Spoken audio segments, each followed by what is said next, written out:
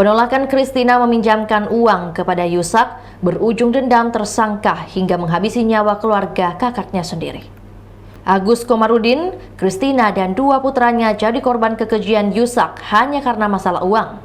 Beruntung putra bungsu korban berhasil selamat.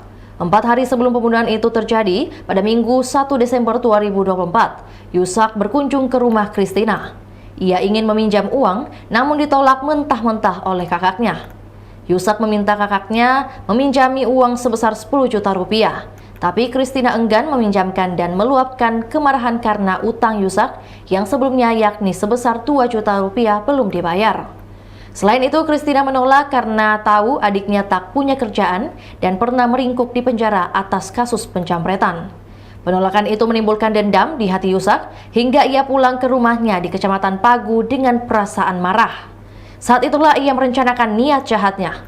Selasa 3 Desember pukul 11 siang, ia datang lagi ke rumah kakaknya diantar seorang bernama Samsudin. Tapi ia tidak langsung ke TKP, melainkan menunggu di musola dekat rumah Christina. Ia menunggu hingga Rabu 4 Desember dini hari, pukul 1 lalu menuju TKP, melompat pagar dan masuk ke pekarangan rumah. Selama 2 jam ia duduk diam sambil menyiapkan palu yang dibawa dari rumah, menunggu kakaknya terbangun. Sesuai prediksinya, korban bangun sekira pukul 3 subuh dan membuka pintu dapur. Perempuan itu terkejut melihat Yusak sudah berada di pekarangan rumah. Adiknya kembali meminta bantuan Christina tapi kembali ditolak. Christina lalu berjalan masuk rumah dan disitulah Yusak menghantamkan palu yang sudah ia siapkan ke leher kakaknya. Korban berteriak sebelum pingsan. Teriakan itu membuat suami Agus Komarudin bangun dan menuju sumber suara. Sampai di pintu dapur, Yusak 2 kali memukul Agus di kepala dan rahangnya hingga tersungkur. Tersangka kembali ke Christina yang pingsan lalu kembali memukulkan palu ke kepala kakaknya sebanyak 2 kali.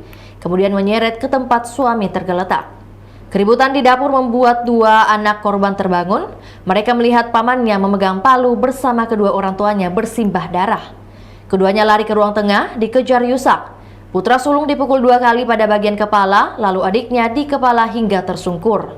Setelah melihat keponakannya tak berdaya, Yusak mulai mencari barang-barang berharga kakaknya termasuk Avanza putih. Jenazah Agus, Christina, dan CAW yang bersimbah darah pertama kali ditemukan rekan kerja Agus yang datang untuk menengok sekira pukul 9 pagi waktu Indonesia Barat. Saat itulah diketahui bahwa SPY, anak kedua keluarga itu masih hidup dan segera dibawa ke rumah sakit. Itulah tadi berita hot news kita pada hari ini. Saksikan berita hot news lainnya hanya di kanal YouTube dan Facebook Tribun Timur. Download Tribun X sekarang, menghadirkan lokal menjadi Indonesia.